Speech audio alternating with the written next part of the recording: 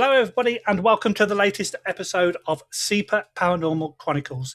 Tonight, I am delighted to have this guest with me, Chris Fleming. Chris is an internationally recognized paranormal investigator, spiritualist, medium, artist, and speaker with over 5 decades of first-hand encounters with the supernatural and the spiritual realms. Chris, I really do appreciate you coming on my show, my friend. Thank you for being here.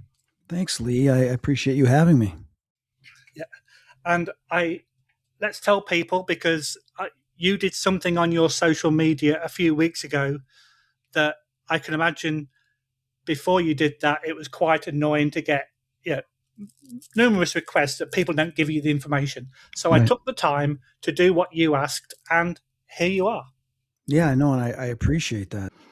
My respect goes to you to doing so. I mean, I think the biggest thing is I've been doing radio since the 90s. When I published my magazine, Unknown Magazine, I got asked to do a lot of radio shows annually in like 97, 98, 99, especially during Halloween. There was a press wire company that would put me through Associated Press.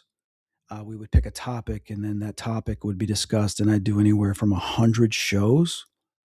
In October, I mean, it's no exaggeration. I would have 10 a day, and we would just keep doing them every single day throughout October, and it was fun. I learned a lot, and to be able to do that before I started doing that, I realized if I'm going to speak, then there's things I need to know. So I looked online because at the time we did have the internet back then. It was very slow. It was dial up. But I did some research back then, and I got some books, and I learned a little bit about how to speak when you're on the radio, and adopted those early principles. And it's a thing in motion today. Today is very different than what it was in the 90s, but it helped because I was doing only radio interviews, for 5 minutes, 10 minutes. That's what it was back then. You just do 10 minutes, you come on as a guest, talk about a topic, 10, 15 minutes, maybe 15, sometimes only 5 or 10, and just get right to the point and you move on. So it helped. But in getting to the point nowadays, I've over the years, I've turned down several interview requests just because going through the cancer and everything, my head's not been there. I'm very fatigued and tired. And I don't want to say I've avoided it. I've just basically postponed it. But I noticed over the last 8 or so years that the podcast requests, they come in differently. I mean, it could be a direct message through social media, it could be an email. And I try to gear people towards, here, send me a personal email, because I get a lot of direct messages that are lost because they just keep populating and pushing it down. Plus, I forget. If I get several requests, within a couple weeks, I don't remember what we discussed. But I noticed something that was consistent with probably 99%. And I'm going to say just about everybody was they had no principle or format or branding to their radio show or podcast. They say, "Yeah, I'd like to interview on my show." Okay, what show? When is it? Can you send me something? Well, yeah, it's just, here's a link to my website or my social media. I said, okay, but I don't have time to go look at that. Do you have a one sheet? What's a one sheet?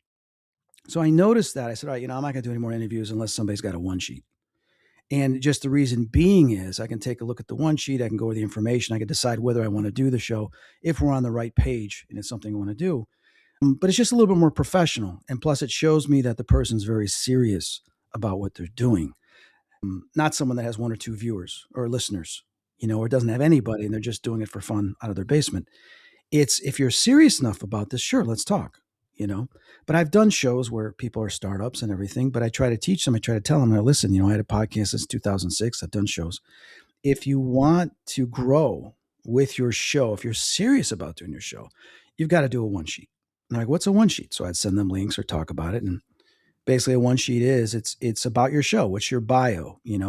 When does your show air? Or how does it air? Is it live? Is it video? Is it audio? Where can people go to listen to it? How many listeners do you have? Where are you broadcast? All those types of important information. It's not my job as a guest to go research that and pursue that. It's your job as a brand to grow and promote your show, yet you're doing one of the most essential, most important things, and you're not doing it. So why are you doing this? It's just it's a thing to kind of put a filtering system on what's coming in, but in the same sense, to try to teach the individual that these are the things you got to do if you want to make it, if you want to grow and you want to be big with your show. Yeah, and that's one thing that I've always done. I've not I technically had noticed you a sent one me one sheet. right away. Yeah. As soon as I saw your post, it's like, I want Chris on my show. I'm going to do exactly what he says and see what happens. And I was actually doing a podcast that night as well. So I thought, okay, yeah, I probably won't hear anything from him. It'll probably be a few days. And then a couple of hours later, oh my God, Chris Fleming just messaged me. And it's Right. like, and here you are. But I, like I say, I didn't know what a one sheet was, but now I do, and I'm going to be using it. But I always made the effort to tell people who I was, where I am, you know, I'm part of which paranormal organization, the fact I've got a podcast, and I will even mention I saw you on this episode of, for example, and then I've gone from there. Yeah, if you want to discuss further, this is where you can reach me. But at least I'm giving people certain amount of information to start off with, and that's the way forward, I think. And just so people understand, I have a one sheet as a guest. Okay. And I've always had a one sheet as a guest. And then the last couple of years, because I had been sick with cancer, and things going on, I hadn't updated it. So I had several requests last year. And I said, well, yeah, I'd like to be a guest, but I don't have my one sheet ready. Like, I said, no, I'm not going to do your show until I have my one sheet and I can send it to you, because I want to make sure you have up to date information and you're not just scraping stuff off the internet that is probably outdated. And so I didn't do any shows last year. I kept postponing them because I didn't have the one sheet done. And I got the one sheet done a couple of months ago. And I said, okay, now I'm ready to do shows because I have my one sheet. And I've been speaking, if you want to say professionally, on radio, talk shows, whatever, since the 90s. But still, I don't care who I am. I want to have a one sheet because it needs to be updated. And I'll just say this as just a side note. I just did a show recently. I sent them the one sheet. They used none of the information from the one sheet. All the bio information they had was from the internet that is outdated by 15, 20 years. And I'm just like, you gotta be kidding me. Yeah. So it makes your job easier because then you have questions, as well as you can add questions, as I state in the one sheet. But then you're up to date on what's going on. You don't have to ask me for stuff. I don't need to send you bio photos. I don't need to send you links. It's all there in the one sheet. And that's what's important. So, I can promote as much as I want. And I can say it, but there's still going to be people that just don't adhere to it. And, that's them. That's the way it is. I can't tell people how to do their show. Everybody is very unique and very Exactly. creative. But Yeah. this is what's used. And it's a digital portfolio is what it is. And I'm going to be bringing my podcast back. And in doing so, I want to record a bunch of episodes first. I find that easier. But then also, I've got to create a one sheet for that. And then with the one sheet, I send that to my guests so that they can see my history and my interest in them and why. And then I also propose to them a summary of what I would like to talk about, which is why I'm having them on the show, because they're known for something or they have a topic or a theme that I find very interesting. And I know my listeners would like that. So I prepare myself too. I would just like to see it because there's nothing wrong with wanting to do a podcast and doing a show. But the number one question is, why are you doing it? And are you serious about it? If you have these informations together, it lets me know you're serious. But there are people out there that should not be doing a show. And I don't mean to be disrespectful and take it away from them. But if you're not going to do it right, that makes it easier for your guests and easier for whatever listeners you have to be updated and know where to go to find your show and more about it and more about you, then what are you doing? It's like if you just want to talk, jump on a chat room. Exactly. So before we go into your paranormal career, I think one of the most key questions that people want to know, how are you physically and health wise? It's interesting. I thought about that this morning. Well, you can look at health wise two ways. Like example, a friend of mine's partner, she had just called me today because he died last year. Sorry to hear that. And he had the same cancer as me. I played football with him in college. He was in my fraternity, and we went to the same doctor. So we chatted how we were doing. I am doing as well as I can handle. But what I'm going through from the chemo, I would assume a lot of people would not be able to handle it. The neuropathy, but also like even right now, I have a raging headache right now while I'm talking to you because it has affected my occipital nerve, my vagus nerve, and it causes pain into my brain and into my eyes. So I deal with that on a daily basis. And sometimes I don't get any sleep. Now I have apnea, where it's hard for me to breathe, and I have hypoxia through the day. And I've got this oxygen right here because I have to take hits of this throughout the day because I can't breathe.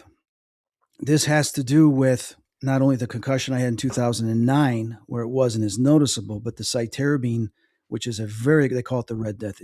It's a very intense form of chemo, and it's only used when it's to try to save someone's life, which it did in my case.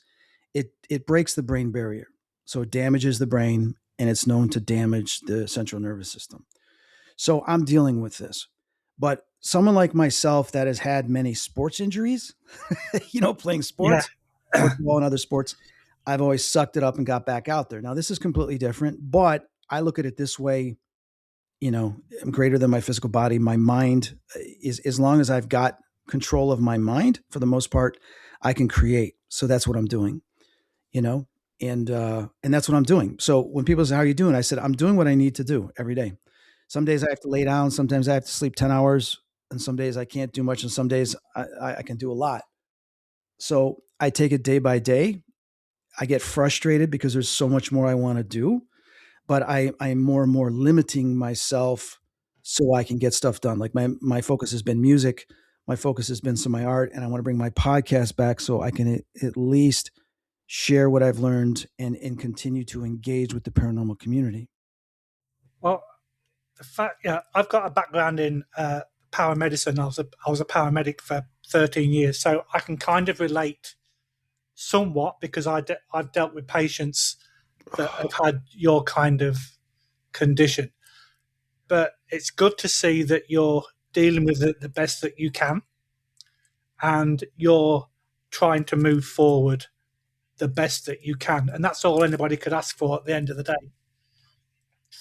Yeah, no, So, yeah, I had a, unexpected. Well, say unexpected is like I had a feeling a week before something was going to happen, and I almost didn't even go to my 12th bone marrow biopsy on March 25th.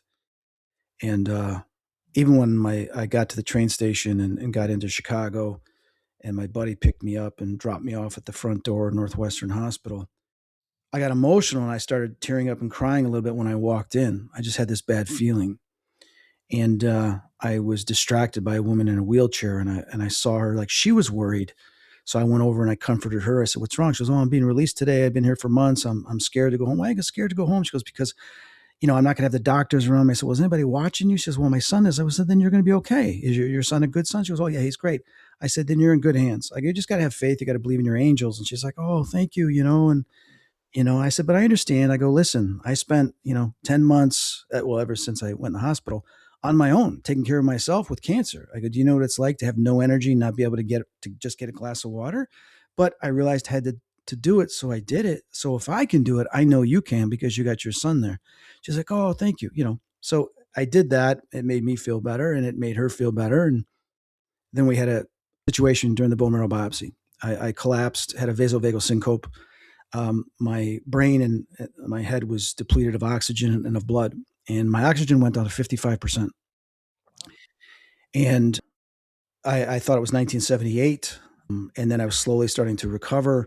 But then I started feeling this sense of peace where I wanted to drift to sleep as if I was under anesthesia, and there was no anesthesia. I mean, they gave me shots of lidocaine in my spine for the bone marrow biopsy, but I wasn't under anything else. But I felt like I wanted to go under like that. And that's when I saw the tunnel with my dad and my relatives. They said, "Son, if you want to come now, you can come now." And I got emotional, like, "Dad, no. I mean, this is just a bone marrow biopsy. I don't want to go."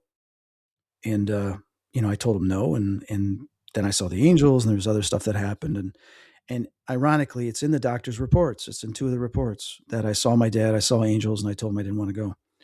So it was one of those things I did not expect. But for about a month, uh, since then, I had these major headaches and pain and slowness and fatigue. It kind of set me back. It was like getting a concussion again and having to recover from that because my brain's still been under so much stress from this that it kind of set me back again. So it's frustrating. So you just keep going. You're like, all right, I got to narrow it down a little bit more of what I can do and can't do, and that's what I'm doing. So was that your question? I don't remember what your question was. Yeah, yeah. No, it was basically asking how you are. So yeah, Oh, we'll, thank you. Okay. yeah. So, but like I say, yeah, nobody can talk to somebody like you and not how you are, Well, especially thank what you. you've been through. So I thought I would, do the courteous thing to I appreciate it. speak about you first. So, as I said at the start of the show, you're internationally recognized paranormal investigator and spiritual medium. So this started at a very early age for you. Yeah. Can you kind of tell me how this all came about? That you thought that you would, well, you probably thought you were normal, but now you know that what you know, it probably wasn't normal for a lot of people.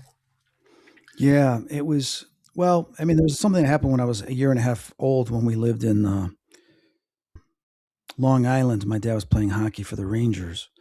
I was only about a year and a half old, but I remember this. And the only reason why I can tell you the place and the time frame, so this would have been in 68, 68, 69, is because the way I described the room, the place we were staying at, my mom says, "Oh my God, that's when we were in the apartment." All I remember, very briefly, real quickly, is I'm in my crib and I see this bright light, and I see this as like a slit of light, and so I was kind of attracted to it.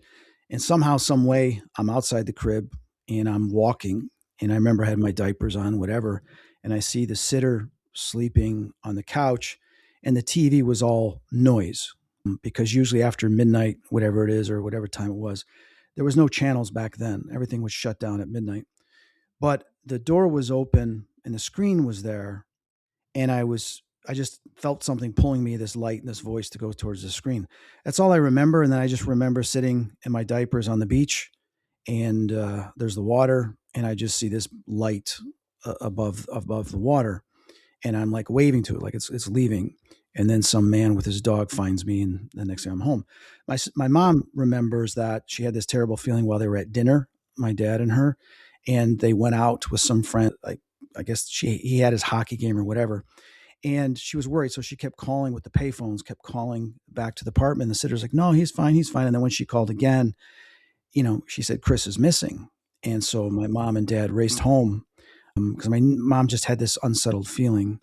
And when they got home, the neighbor, because it was only a block and a half away that I was, we lived in a block and a half away from the lake or whatever it was in the water in Long Island.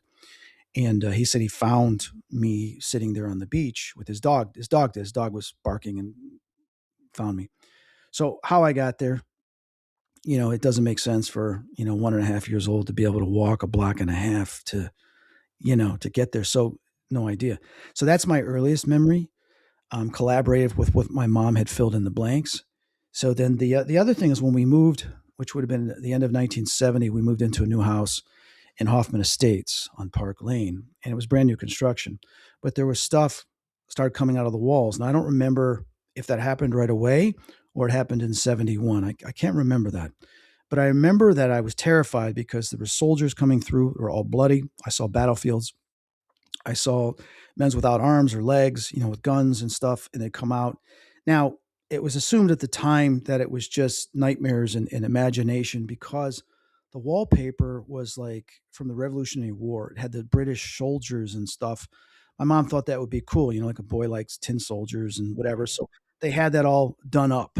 And so they got rid of the paper, but it still happened. And then it's shifted to just these black masses and things coming out. So I'd start sleeping in my dad's room because they would come through the walls. So that was the earliest. So then I was, well, geez, I was about 3.5, 4 years old.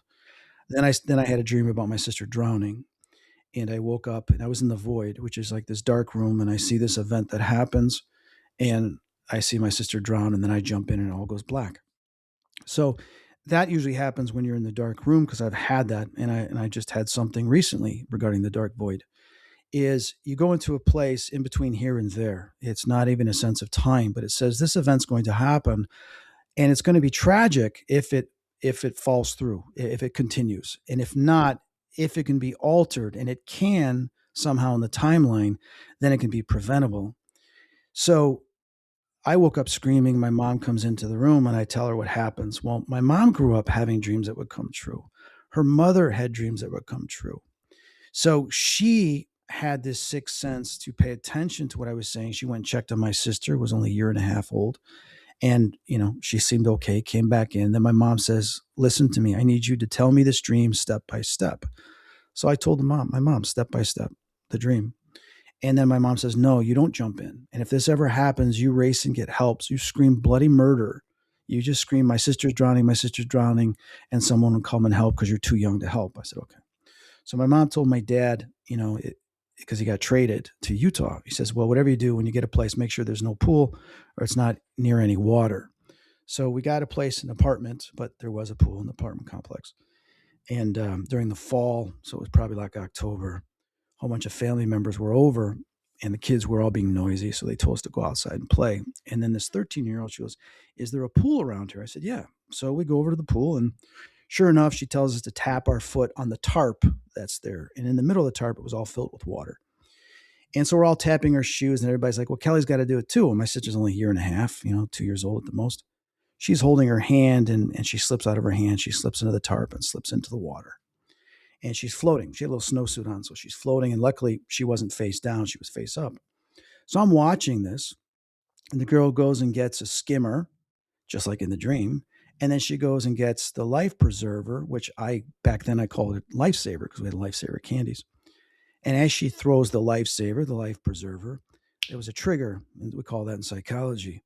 I realized, oh my God, this is exactly what happened in the dream. My sister's going to drown. My mom trained me to run bloody murder. So I raced back to the apartment, which wasn't far. It was just across the parking lot, screaming bloody murder. And a maintenance guy was there working on the front door. He says, where? I said, the pool. So he races over there.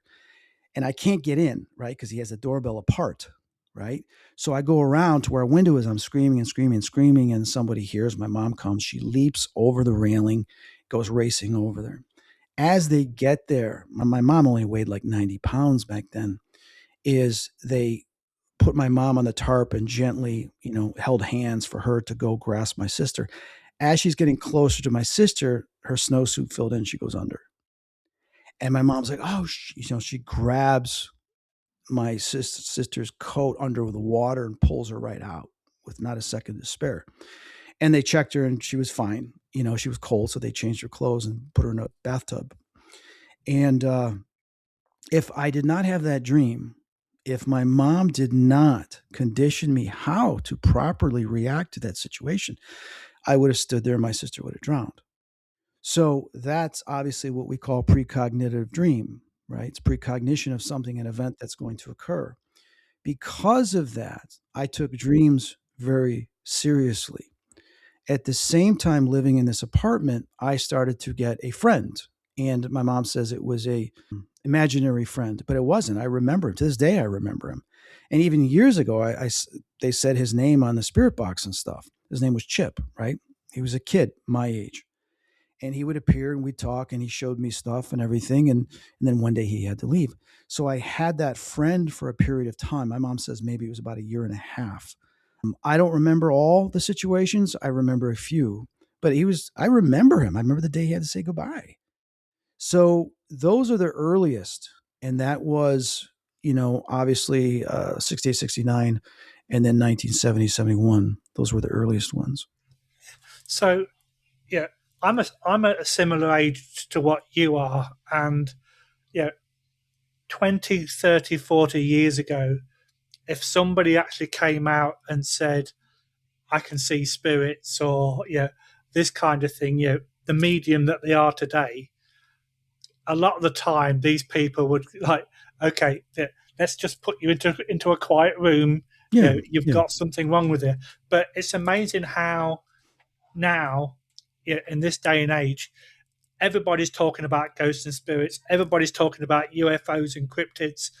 And there's a lot more mediums that are publicly coming out there. So at what kind of age did you kind of realize that what you were seeing was, or yeah, and feeling, experiencing, you had mediumistic skills?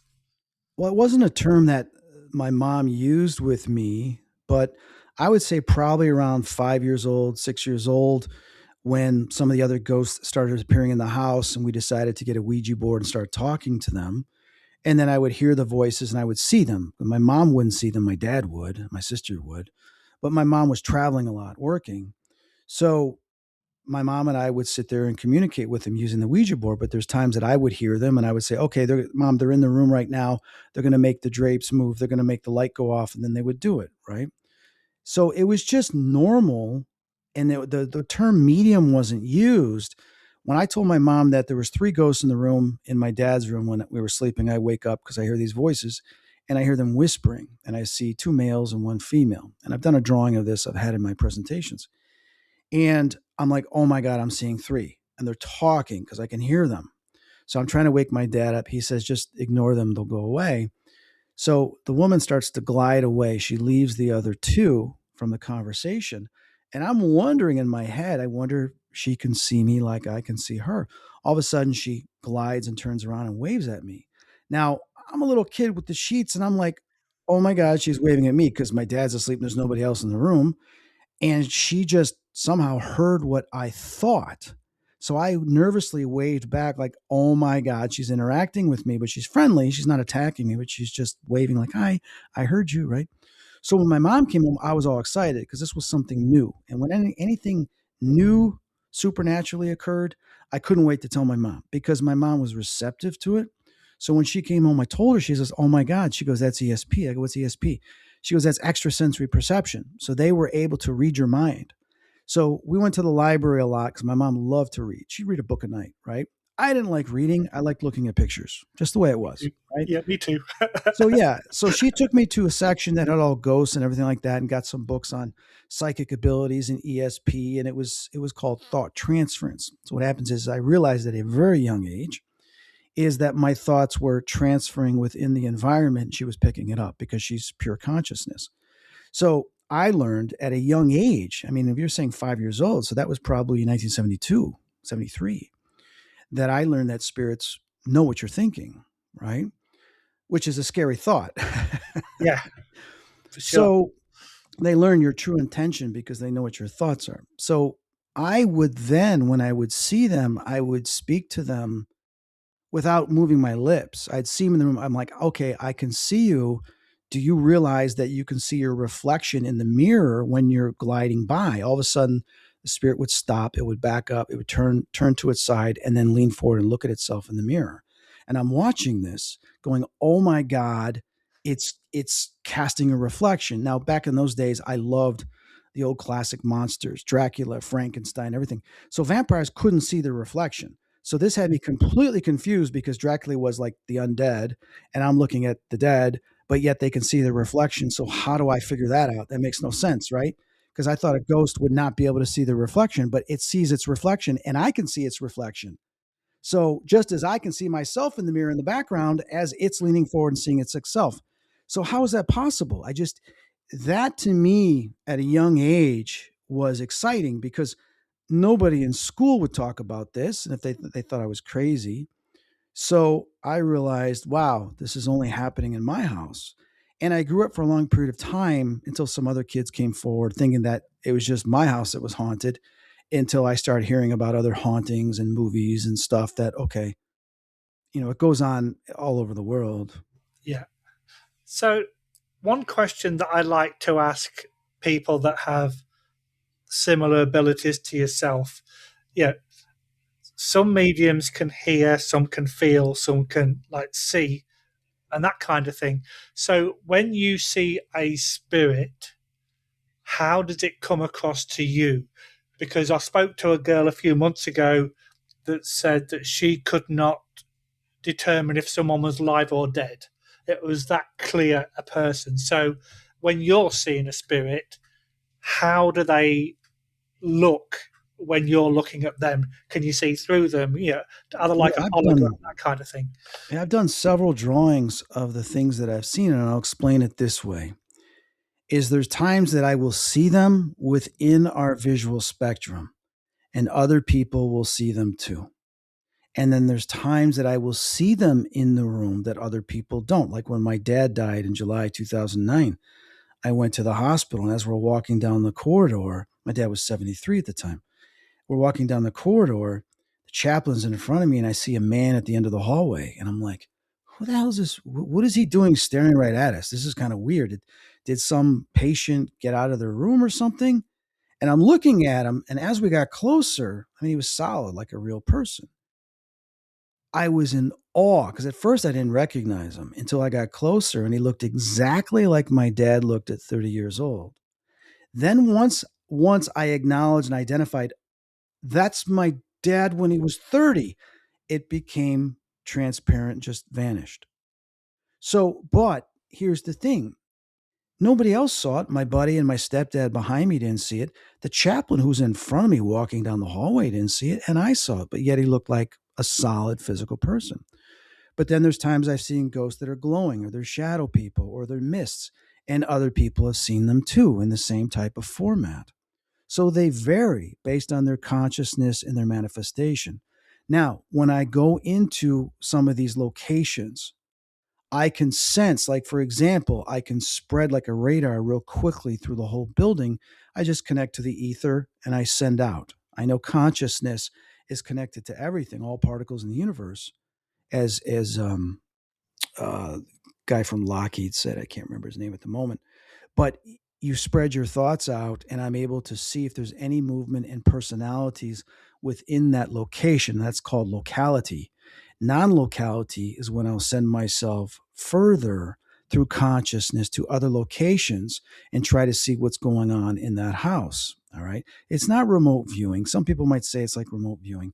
All it is it's like no different than we're talking right now. You're in Canada, I'm here, I'm seeing you, I'm talking to you. We've established and created this form of technology within our reality, but it already exists within consciousness. That's what I'm saying. So becoming aware of this at such a young age and shaping it and perfecting it with experiences, and a lot of experiences that I didn't ask for. It's not like I went out there to train myself. It just happened over time. Is I can go into a place, oh, there's a woman. I don't know if she's the second or third floor. Let's go to the second floor. Nope, third floor. She's on the third floor. I'm also seeing a man back there, but he's a little bit more darker and shadowy. I'm seeing her a little bit better in her dress. So let's go towards her first. So that's what I would do when I do my walkthroughs and I go into homes. I will sense first the energy, whether it's positive or negative or it's angry. And before it used to be just positive or negative, and I'd click on the negative and I have to figure that out. But with comfortability, becoming very comfortable and learning over time, I can look at the negative and say, okay, is it evil or is it just upset and frustrated? If it's upset and frustrated, why is it upset and frustrated? So I'm able to sift through that energetic field of their emotions and start to gauge what caused that, because I start to get visuals behind that. I start to get little movies that play behind that, right? Then I better understand the ghost. Now, today, you don't see much of that with paranormal investigators. They just go in, oh, there's a ghost here. Are you a man or a woman? Oh, it says it's a man. And that's it. They establish that there's something there, and they don't go deeper than that. Some mediums have that ability to do it and some don't. Some might say they're doing it and they're not doing it. And some are doing it and they're legit. So you can go any way you want with that. But the fact is that there will be different visuals of what I see. Sometimes I won't see anything. I just see this form and I can tell whether it's man or woman, but it's not showing me any other features. So it varies with the type of spirit and the location. Right. Because I was working with a medium from Cleveland. She came up to Canada about just over 12 months ago, and we went to a jail. And when she did her walk around, she kept telling me there's 3 floors, 3 levels to this prison. I went, no, there's two, there's two, there's two. There used to be I 3 know. levels. Yeah. Yeah, but I knew the backstory. And I'm going, no, there's only 2. She went, no, there's 3 levels. And it wasn't until we finished, and it was in winter, so there was a lot of snow around. I said, when we went into the courtyard and you couldn't go in the courtyard completely because of all the snow, I went, did you pick up on anything? She said, why? I said, there's three inmates that are actually buried in the courtyard. And she just points at me and went, I told you there was three levels, because she was picking up on the separate level Oh, of where the people were buried. oh, So you okay? So you guys were talking about the buried. I didn't hear that part. I thought you were just yeah, going in to see the different levels of the yeah, building. yes, no, so yeah, so I knew that there was people buried in the courtyard, but she didn't. But she could sense that Got third it. level of where that's. Got it. So, do you get that Oh kind of God, yeah. sense as well? We did when we did Help My House is Haunted the first season, and we went to the cage. Okay, and that was like witches were hung there or something. I forget the whole story, but when I did my walkthrough, I was seeing children, like a woman that was killing children, sacrificing them, and doing stuff like that. And I don't know how much of that they used in the episode or not. I don't remember. But then I was telling them I'm seeing her cooking these children and doing stuff. And she's doing some type of rituals with the bones and stuff. And I'm like, this is crazy. And then I got stabbed in the back of the head, and I felt it was crazy. I keep saying crazy. Now we're talking about words you say, right? Is I get neurotic pain regardless in my neck occasionally, but this was different. I felt like someone took a spike, went right through my head, and it went through my eye and came out. Not only did I feel the pain within that second, but I also felt as if something was sticking out, and then it was gone. And I'm like, whoa. And I'm like, this woman just tried to stab me, kill me, right? So then I started going, trying to figure out more about her. I said, you know what? I see another level to this building. There's something underground here. This was built on top of something. And whatever's under the ground has to do with her, whether it's an altar or some type of sacrificial basement that she had. And Barry's like, Chris, I've been here several times. There is no basement. There is. I go, Barry, I don't, it doesn't matter how many times you've been here, Barry. I'm telling you, there is. He says, sorry, dude. I don't want to embarrass you on TV. When I said, I'm telling you, Barry, this is what they're telling me. And this was the early stage of him working with me. So he didn't understand that I'm telling you, if I tell you there's something there. I'm not trying to be egotistical. They're telling me that. I'm not making this up. I'm not telling you this. I'm telling you what they're telling me and showing me. So we need to pursue this because either I've got it slightly wrong or it's there. All right. But when I say slightly wrong, that means that there is something there and I'm just not identifying it correctly. So he's like, no. And I was frustrated because nobody knew about it. Well, during the first season, I never got to meet the owners. They had it set up. I didn't like that format. I said, I want to eventually meet them because I want to share what I've got with them, not at the very end when we're done and we're not investigating anymore. So she shows up to give the keys and I dart right for her. And the director's like, no. I said, no, I got to talk to her. And I said, nobody here knows this. I have to ask you, was this house built on something? And she goes, what do you mean? Is there an altar underneath this house? She goes, who told you? And I go, what do you mean, who told me? She goes, there's only two people that know this. I go, what do you know what? She goes, me and this other guy that she knows. He didn't, everybody's like, no, we didn't know anything about this. She goes, all right, you got to turn the cameras off. So they turn the cameras off. She goes, we found bones underneath. The floor fell through. Okay.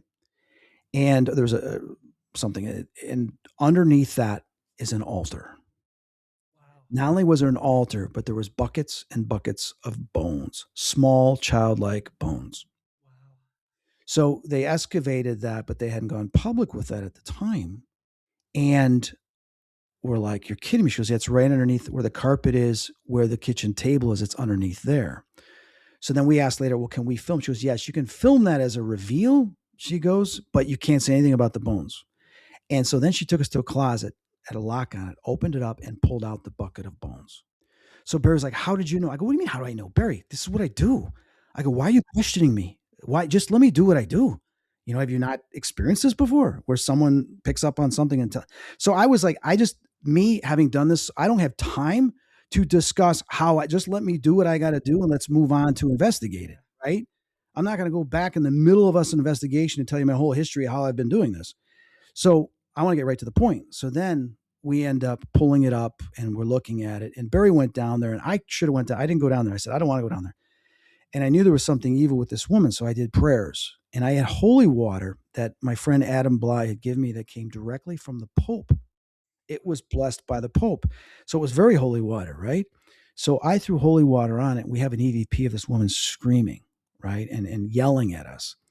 And then she followed us to several locations, popping onto EVPs. I'm like, she goes, send me back, send me back. And I'm like, well, why can't you just go back? She goes, because of the water, but didn't want to say holy water because she doesn't want to use that term because she's evil. And it was crazy. She was following us to every single location we went to, saying, I hate you, I hate you, I hate you, I hate you. Because you kicked me out and I can't go back because now it's blessed. I can't I can't go there and be attached to it because my frequency is different. So then it got to a point when we're on their way to Chillingham Castle and the windshield wipers were going and I started hearing, I hate you, I hate you, I hate you. And I'm like, just get out of my head. Leave me alone. So when I got to Chillingham, I did a prayer and I asked the angels, just take her away. Right. And then at that time it stopped. It was over. So I may have gone off on a tangent here, but this is how I see and feel stuff. And then there tends to be some form of engagement because I'm intruding into their space of knowingness that they're not used to someone doing. Like, how does he know? How is he doing this? We don't like you doing this. Or, excuse me, we are going to communicate more with you. Yeah, it's actually quite funny because in the spring, summer of last year, I actually had Barry on the show as well. Oh, that's great. Yeah. Yeah, because we've got a mutual friend called Kate. Kate Yeah, no, Hare. Kate's great. I love Kate. Yeah, yeah, and she was going. I interviewed Kate. She was going to see Barry, so I went, poke Barry for me, see if he'll come on the show, and he said yes. But Yeah, he yeah, so loves that to do shows. Yeah. yeah, he does. So I absolutely love what you just said because I actually had chills when you were telling me.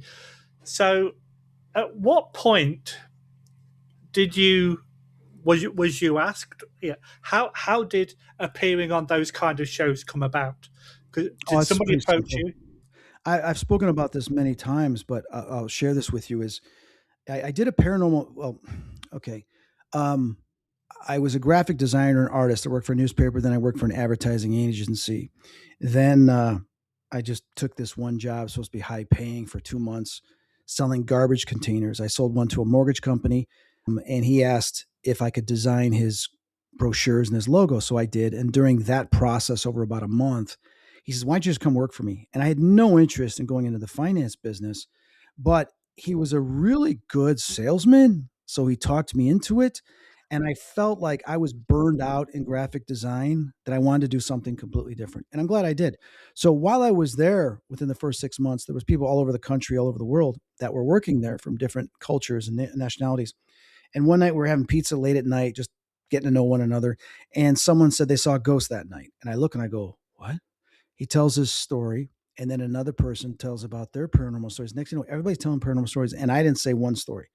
I just said, yeah, I grew up in a haunted house, but I was so interested in hearing their stories. Yeah. So I became interested in it again at that time. And so I went to the newsstand. There was a newsstand 2 doors down that sold magazines. I picked up Fate magazine, all these other paranormal magazines. And I used to read Fate a little bit when I was a kid, my mom and I, because we had stuff going on in the house. So I decided to do a magazine. So for 5 years, I published a magazine and I was always behind schedule. Imagine that. And but because of that, I started doing radio, meeting a lot of people and talking to people all over the world, UFOs, military personnel, you name it. And I was fascinated about the different stories that people had. Well, in the year 2000, I'd gone to another mortgage company and I got really busy because the market changed and people wanted to refinance and everything. So I couldn't do both. It was just too much work. And I was dating this one girl and she's like, it's either me or the magazine. And, she played that game. And I said, well, you know what? I'm burned out anyway. So I'm going to stop the magazine. But I got a feeling that I'm going to do the magazine in some other way, whether it's on TV or the radio, in some form of media, and tell people stories. Sure enough, in 2023, would have been in the spring, I get this email from a woman from 24 Productions in the UK saying, hey, we're creating this one TV show. We're looking if you're interested. And I didn't even respond. I'm like, I'm not interested. I'm busy with mortgages. It's in the UK. I'm not interested. And then next thing you know, 2 months later, I get a phone call at the office.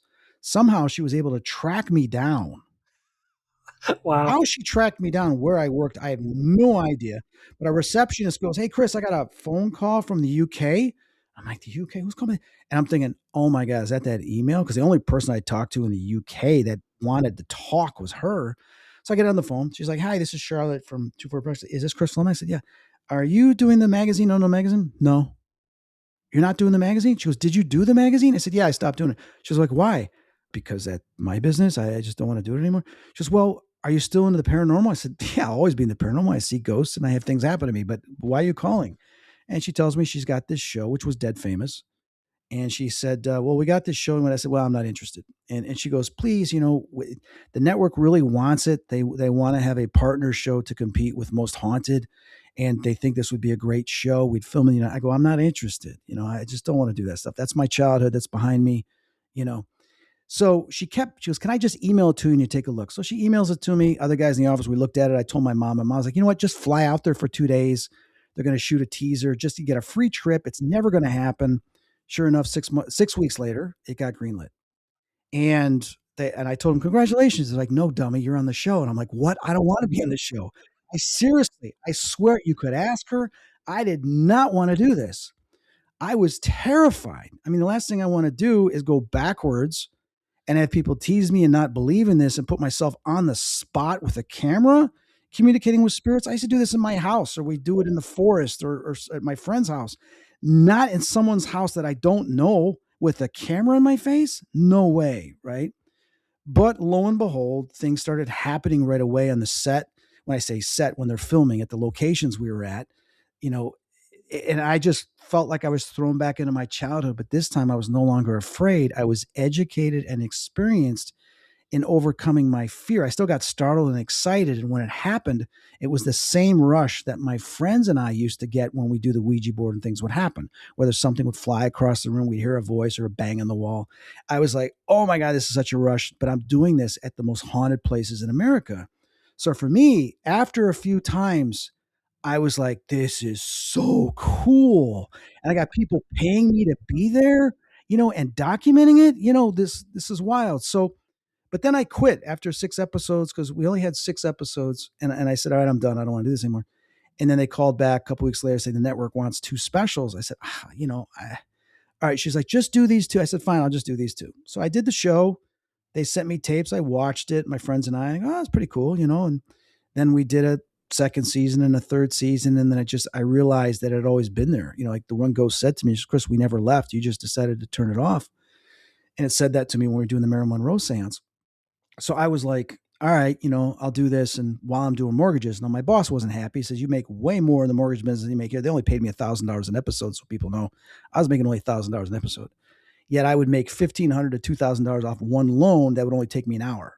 Okay. But yet we would film each episode of Dead Famous over 7 days. So when you do the math, it makes no sense. So my boss is like, why are you doing this? He goes, you could make $250,000 easily this year, but you're doing this. I said, I got to do this. I feel it's like my life purpose.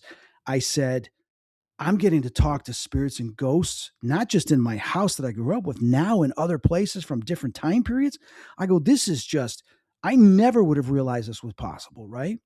So I just said, I got to do this. Who gets a chance to do this, right? It was never Exactly. about being on TV. It was about going to these locations. And my mom was a flight attendant and always traveled and loved to travel. So her and I would have these conversations when I come back. Where'd you go now? And I told her about how beautiful it was. Hotel Coronado, went to the Whaley House, Thunderbird Lodge, where Frank Sinatra was, and JFK. And that was something that my mom loved to hear about. And I am very grateful and blessed that I was a part of that journey. Yeah, and it's funny how one of your later shows, Haunted Scotland and Haunted Haunted Ireland. Ireland, yeah. Spook Scotland. That's we actually had that over here in Canada on one of the TV channels about a couple of years ago, and that's really where I first saw you on a TV show because Yeah. I've not seen any of the early episodes of Help My House is Haunted. They're like gold dust to try to find. Well, it's impossible to. It's just crazy. The very first season went with a distributor, and that distributor was then bringing it to other countries and stuff, and it was playing in a lot of countries. And then they did something that the network or the production company was not happy about and wouldn't give it back to them. So it's been kind of like locked up for some stupid reason, and nobody gets to see it. And it's because of some legal battle. So I don't know what's ever going to happen to it again, if people are going to get to see it. And then the second season, they didn't go with that distributor. They went with somebody else because they were a pain in the ass. and it's on there. But then when you look for streaming, it's like they took it off because they had a new form, not a new formula, but they brought in Ian. So I don't know. I don't even know if the second one's still available to watch or whatever. I haven't been following it, but the first season we got, Barry and I got some great evidence. Some of the places went, and it's so different than the second and third season because they were still trying to figure out the format, which I pretty much knew what the format was. And I'm the one that told them this is what we do with the walkthrough. Originally, they just wanted me to walk through the place and then just give me a summary of what I got standing against the wall. And I'm like, well, that's boring as hell. And that's not what I did on Psychic Kids. I said, it's better if you just follow me because if something happens in one of the locations, you're able to document it. Why are we going to talk about it after the fact? Nobody wants to see after the fact. This isn't a biography where we do talking heads. This is actually taking the viewer with us while we go to these spots in the location. So I said, we got to redo this. I said, I'm going to walk back in and you just follow me wherever I go. I go, how much time do we got to film me? She says, you got an hour and 15 minutes. All right, fine. Then I'll walk through this whole house within an hour and 15 minutes, but let me see who's there. That's what you're supposed to do. Just film me trying to figure out who's here. It's simple. Don't make it complicated. And they're like, but I've been doing this for 20 something years, almost 20 years, 15 years, whatever it was. And it's like, you can't talk to the director that way. I said, why? I've been doing it. Is there anybody else that's been doing it that long? I grew up in a haunted house. I've been talking to spirits since I was a tiny little kid. Okay. I was taken out of my crib at 1.5 years old by something. And you're going to tell me how to go talk to the spirits when you've never done that before? Nah, this is what we're going to do. Just document me. When I did Psychic Kids, they were amazing. They said, we're just going to document you. We're like ninjas. You don't see us. You just do what you do. Thank you. Ghost Hunters, just do what you do. Ghost Adventures, just do what you do. Okay. So the top shows out there, just let me do what I do, but you're going to try to tell me what to do? Nah, ain't going to happen. Then I'm the wrong guy. Right. And they let me go. They let me do what I do. And it was wonderful. And I appreciated that, but it was a learning experience for them because they're used to telling people what to do in documentaries. And so it was nice. It was nice. And I think the show evolved every year because Barry and I would make a list of comments, constructive criticism, we would call it, to improve the show. And we'd have lists like the one producer, like, oh my God, you got 13 pages. I go, yeah. What do you want? Do you want to make this better show or not? So, and even after the second season, Barry and I had a stack of how to make this better. And they implemented them all. Third, fourth, fifth season, they implemented all that. Even the celebrity show was my idea because I did the Dead Famous. We went to the house. The woman was best friends with Samantha Fox. And Samantha Fox, I had a crush on her when she was popular, was a pop star. Oh, yeah. So Julie calls up. She goes, I'm going to call her up right now. I'm like, oh my God, don't do that. And Julie's like, hey, I got Chris Fleming, the medium and everything. He was on Dead Famous and everything and Psychic Kids. He's here right now. And he had a crush on you. And she hands it to me. And I'm like, oh, well, I've got this on video. One of the crew members filmed it. I'm like, hi, Sam. How you doing? She goes, oh, you had a crush on me. You and every other pubescent boy, right? And I'm like, yeah, I had a crush on you, So we talked and got to be friends. Actually, she had called me twice on my birthday and wished me happy birthday, which was fantastic. But anyway, after we did this, I'm like, you know what? We've got to do a Help My House is Haunted like celebrity edition where we go to celebrities' homes and communicate with the spirits there. Now, I did Dead Famous, so I'm used to going to celebrities' homes, but I'm also used to communicating with celebrities. So I pitched it to our director. I told him, and then producer Steph Westgate, I said, hey, she goes, well, we're not going to do it now. It's too early. We're still trying to figure out the budget for this show. It keeps growing. So probably won't do that till like the fourth or fifth season. She goes, but it's a nice idea, and then obviously they went and did it without me and I wasn't a part of the show. And I was really upset about that. I'll be honest. I was really upset because that was another one of my ideas that I wanted to do. And I even had the pitch and the deck, not the deck, but I had the pitch and I had the treatment for it that I had sent, and they went and did it without me. So that was, I was upset about that because when it's something passionate you're about and they go take it and, they don't pay you, they don't give you any credit. They just take it. So that was upsetting, but it is what it is. You move on. That's it. And yeah, you kind of have to, because I'm involved with Comic Cons this side. I love Comic Cons. You know that I collect comics, right? I do now. Yeah. Okay. My dad got me to take the mind off the ghosts. And this is what's crazy, Lee. Today, I just thought of it. No one would ever guess unless I spoke about it before. The very first comic my dad brought me home, I was in the basement and we were having the ghost stuff. And my dad brings a stack of comics. The very first comic on top was X-Men with Phoenix when the ship crashed and she burst out of the water. It was issue 101, I believe. I still have that. And I just got it autographed by Chris Claremont last year. I met him face to face and he signed it for me. But my dad gave that to me. He said, here, I used to read comics when I was a kid. He used to read Black Hawk, which was like this military comic.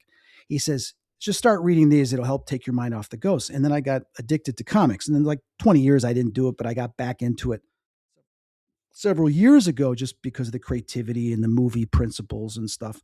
So I'm fascinated by it. But like I said, those memories are great memories. And I still have the very first issue my dad gave me. Yeah, because it's quite funny that you mentioned X-Men, because Famke Janssen is coming to Ottawa. Oh, wow. Yeah, she was Phoenix. Yeah. Who was in the X-Men. But yeah, but the point that I was actually gonna get to, like, I love to go off tangents, just so you know. Really, Chris? I hadn't kind of got that impression at all. It's the creative mind. Yeah, like, oh, I'll have to get some of that, Chris. It looks good. I speak to a lot of celebrities, but I treat them like human beings. Where some people go, "Oh my god, it's Chris Fleming! Oh my god," kind of thing. No, yeah, and it's like, yeah, and I'm just speaking to loads of people, and it's like people go, "You do really good on a podcast because you talk a lot." I said, "What are you trying to say?" But yeah, we'll definitely have to I'll definitely have to find a convention that you're going to, and come and visit you, and I'll bring you some oxygen through the border. Thank you. Yeah, thank you. So, when you were doing Haunted Scotland and Haunted Ireland, it kind of, and we loved it. The wife and I, Gail Porter made me laugh when she kept screaming, but that was really funny. Yeah. Yeah. But it seemed to kind of concentrate more on kind of like the castle kind of buildings and the oldie worldy ones. Yeah. Was that deliberate when you kind of got that show together? I didn't have any. I was brought in at the very last minute for the first season. And it's just, I won't go into all the details. It was interesting because I had spoken to Gail like 8 months before that her and I should do a show. And then she get asked to do the show, the same type of concept that I was discussing with her as a special. And I was like telling the universe, I'm supposed to be a part of this. I mean, I created this idea that it's similar to what they're doing. It's not identical, but similar. And it was supposed to be her and I. She can't go do investigate paranormal activity again without me. We did Dead Famous.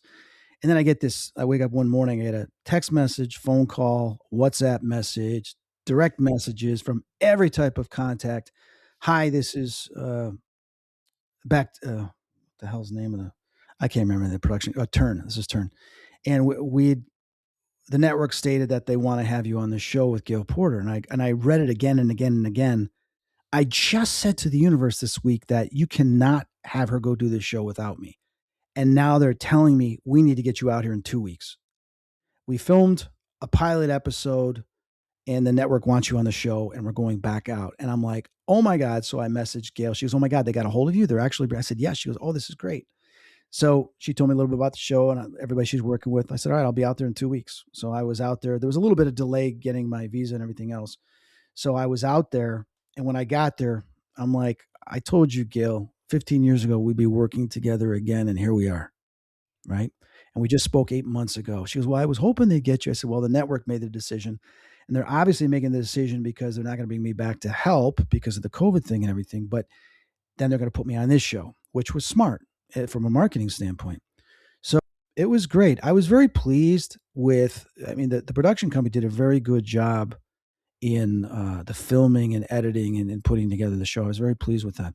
There were just some producing things that they did not understand paranormal, and it got very frustrating. And they were very authoritative. Like, you do this. I go, no, don't tell me what to do. And it's like, I don't think you understand how paranormal works, and they were very interruptive too. I'd be in the middle of communicating with spirit and a camera would go, or they'd yell out something or say something. I'm like, oh my God, right in the middle of getting this. So it was very unfortunate. I'll just say that I was not pleased with some. The sound guy was great. One of our director of photography was great. One of our directors was great. It was just two of the producers, all three of the producers. But that didn't understand paranormal and tried to do it their way, and they'd never done paranormal before. And that's a problem. You can ask anybody in the field. I mean, ghost hunters will tell you, ghost adventurers will tell you when they've had executives or someone come in try to make decisions. That was the only problem. I mean, I would definitely work with the director of photography again. I would definitely work with the sound guy. The sound guy was great. Everybody was on the same page. I'd work with Gail again. Even Ryan was great. Ryan was really good, very passionate. And that's the thing I loved about Ryan was he was very passionate about what he does. Now, just so you know, the first season, they were telling Gail to be scared all the time. There was sometimes she was scared, but they kept telling her, we need you to be more scared. It needs to be scary. They tried to tell me, I go, I don't get scared. You're not going to make it scarier. Okay. It's scary enough for people. Don't tell me, oh, Chris, we really got to go. No, we don't have to go. I want to, like she'd be like, we got to go. I said, no, I want to talk to the spirit. Why are we leaving? And Chris, we got to go. Why do we go? And one of the directors says, well, they wanted us to go. It's just because it makes it more dramatic. I said, but no, I've got to talk to these spirits. I'm in the middle of this. So that got me upset that I didn't get to finish parts of the communication or the investigation in some spots. And that's the only thing that really bothered me was, I mean, there are a couple of people I would definitely work with again from the show. And then there's some people I wouldn't. I would work with Gail again. I would work with Ryan again. Absolutely. And I'd work with the sound guy again and one of the directors of photography. They were great. And it's got nothing to do with the fact that it's the UK and it's a great place. Yeah, I love the UK. You kidding me? No. No, listen, Help My House is Haunted, like Adrian, one of the best directors of photography I've ever worked with. Okay. Owen was good as sound guy. And then Steve, who was our sound guy on Haunted Scotland, was amazing. I wanted him back for Haunted Ireland. They said, no, you got to bring him back. And they didn't. I was always so upset about that, and he's like, why didn't I get invited back? I don't know what they're doing. And that's the one thing we started with Help My House is Haunted was I told them after the first season, because we went through 3 directors of photography the first season, right? And we went through a couple of sound guys. And I said, you got to bring Owen back. You got to bring Adrian back from the first season. And then you have to build a team that you have consistently for every episode. The reason being is they become part of the team. Not only they become part of the team, like this was with Psychic Kids, is they learn you and you learn them. What I mean by that is they know if I go into a trance, they know if I start communicating where to stand because they've seen it before. They know how I feel and passionate I am to not say anything or to film stuff because they know my movements. If you get someone coming in, it gets disruptive, just disruptive. And you can't have disruption when you're investigating a haunted place, when you're trying to communicate with a spirit. So that was the whole point, and they did that, and that helped make the show so successful. Was they had that team of individuals that were on every season together, and the season grew. And that, God bless them, that was what we tried to do after the first season with all the chaos, and we started to do in the second season, and they continued that, thank God. And that's a formula that makes a very successful show. You look at Ghost Hunters, Ghost Adventures, and some of the other top shows, is they keep the same team. The shows that don't make it, they keep getting new people every year. And they got to start all over again. And there's always growing pains during the first season because just like a sports team, and I've played sports for years and I've coached sports. So that's where it comes from is, and also graphic design, putting together a production team, finding the most talented people, putting them in those positions. And everybody knows how to rely on one another and what the expectations are.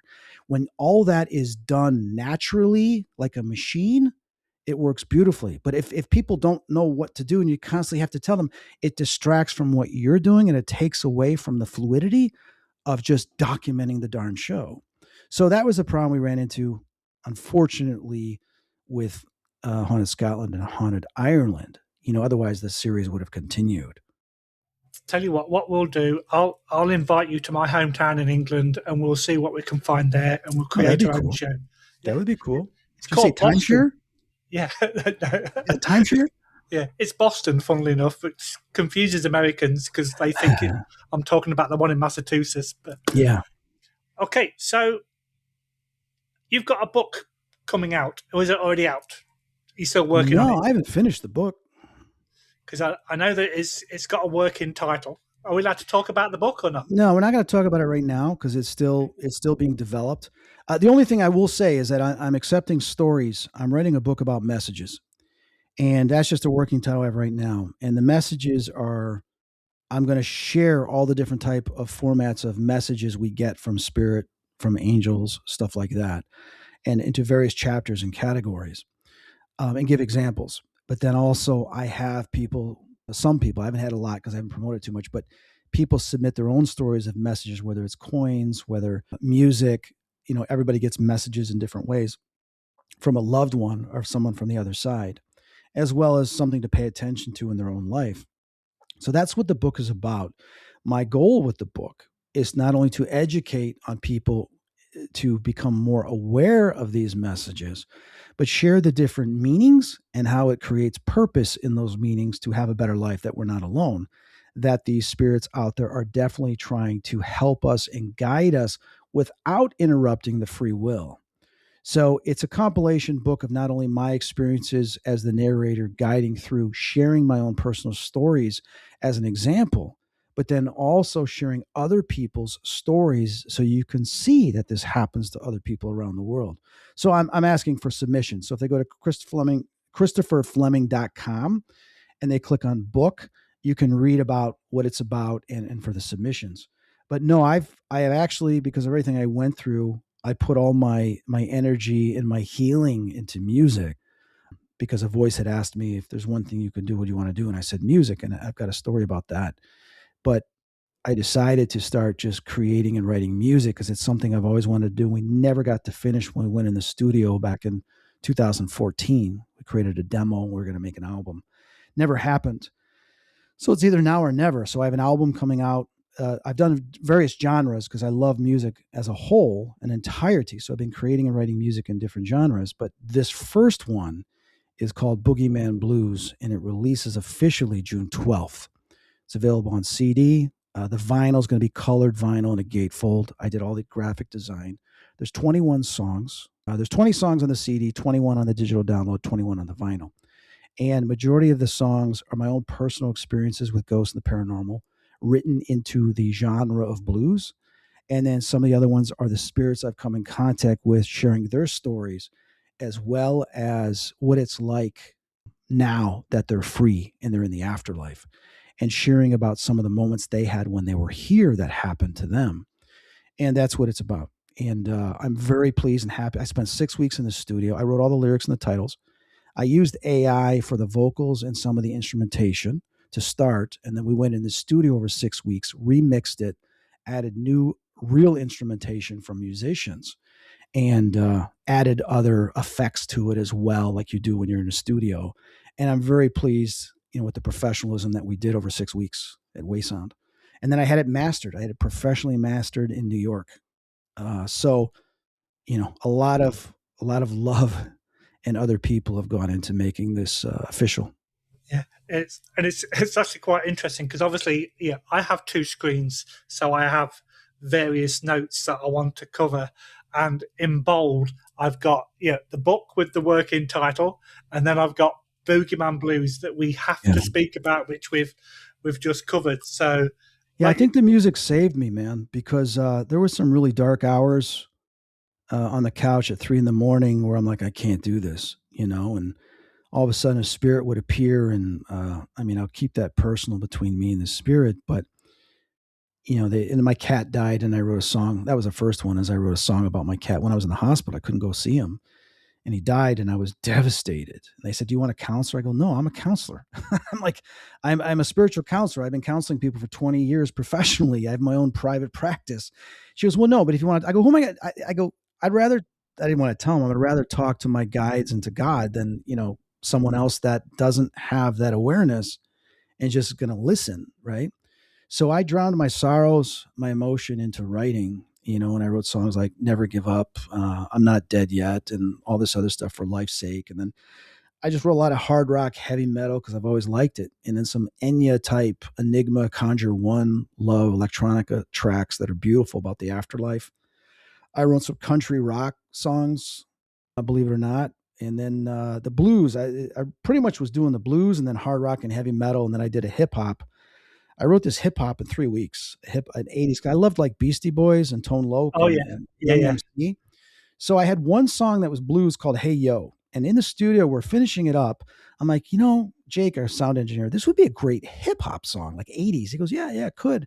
So a week later, I refigured it, rewrote some lyrics, and I made a hip hop song out of it. I go, oh, damn, this is pretty good. And then that night, I had 2 other ideas. The titles will pop into my head. So I had Groove Machine and then I had Shake That Thing. When you get like a lot of dancers, twerking and stuff, I'd like to make kind of like a cool hip hop song about that. But tongue in cheek. And I did. I wrote those in just 24 hours. And I'm like, next thing you know, within a week and a half, 2 weeks, I had 8 songs. And then I said, yeah, all right, I'm going in the studio because this is so fresh. So I went in the studio, we finished it. And then I wrote one more song. And then I have to go back in to finish the mastering. We did some mastering, but there's a little more touches I'm not happy with. So that'll probably be out in July or August. It's called Groove Machine. And it's got that 80s hip hop, but also there's spiritual songs. I talk about 515. I talk about some of the spirits and paying attention to the messages and the signs. And then I even talk about 6-7, where kids were running around saying 6-7. I wrote a song about that because I would go on like Horizon, these VR games, right? Because when I was healing, I couldn't go anywhere. So I got these VR goggles. I go into these rooms and stuff, walk around, and kids are running around going 6-7, 6-7. I'm like, what the heck is 6-7? So I look it up and it means nothing. And I'm like, this is hilarious. But back in the 80s and 90s, pop culture was so big, MTV and everything, they would write songs about that. Nobody wrote a song about this. Some guy mentions it, Duke or whatever his name is, mentioned it in a song. So I wrote a song about it. And it's funny, but it's like the 80s type music they would write a song about. Oh, And it's wow. great. I think it's brilliant. And it's fun. So I said, I want to do a fun album. I did all this blues and this sadness. I want to do a fun hip hop blues like from the 80s. And that's what I did. Fly Like Superman. It's a great song, and I also turned that into a heavy metal song, and it's like Metallica needs to play this. Oh my god, Metallica needs to. So for me, I found my love, my expression, and my healing, because you may know, and some of your listeners will probably know, that they have found scientifically that there is healing in music, the frequencies, and since I've been having problems with the pain in my brain from the cytarabine, I said, this music is going to help me because it releases endorphins. And it's helped me get through this. Without the music, I don't know what I would have done to get through this. But it continues to help me get through this. And yeah, that's called, as people say, a calling. And obviously, that was the direction that you were kind Yeah. of. Oh, no, absolutely. There's no doubt about it. And I feel this immensely. I told my sister, this is all I want to do is the music. I'm still going to do some paranormal stuff, but all my music is going to have some elements of the paranormal in it, which is another way for me to express myself creatively, and I hope people enjoy it, but I know they will when they hear this.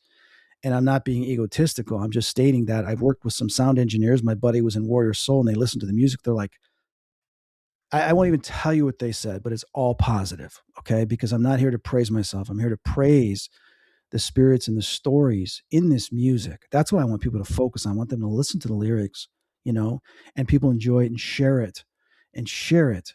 And, like I said, it's on pre-sale right now, ChristopherFleming.com. You can order the CD or vinyl. I'll ship all over the world. The CD I'll actually have within about a week and a half, and I'll start shipping. The vinyl I won't be getting till the end of July or August because it takes 90 days to print. But the digital download is going to be available June 12th. You can pre-order it on iTunes, and it's supposed to be on Amazon any day now, and it's still not there. I keep contacting my distributor. So it's going to be available from both those distributors for digital download to your phones or your computers. And then out here, I got a company that's going to sell it on Walmart online, eBay, and the physical CD on Amazon. So, and they'll ship all over the world. So, I mean, I've already gotten 40 orders right now just for the CD in other countries. I'd say 15 of them are in other countries and the rest are in the United States. And I will be shipping them personally myself. I already just got the boxes came in today. I got the stamper for the logo that goes on the box. And I'm ready to start packing and getting them out, hopefully in a week and a half. You'll have a new talent then. You'll be able to pack stuff into like. I've always done that. No, here's the thing people don't know is that I was always a fan growing up of ordering stuff in the back of comic books and magazines and getting stuff. I love Amazon, getting stuff. And so I know what that excitement is when you get something. And I've had an online shipping business, I mean, since 97 when I did my magazine, but then I was selling ghost hunting. I was one of the first people selling ghost hunting equipment.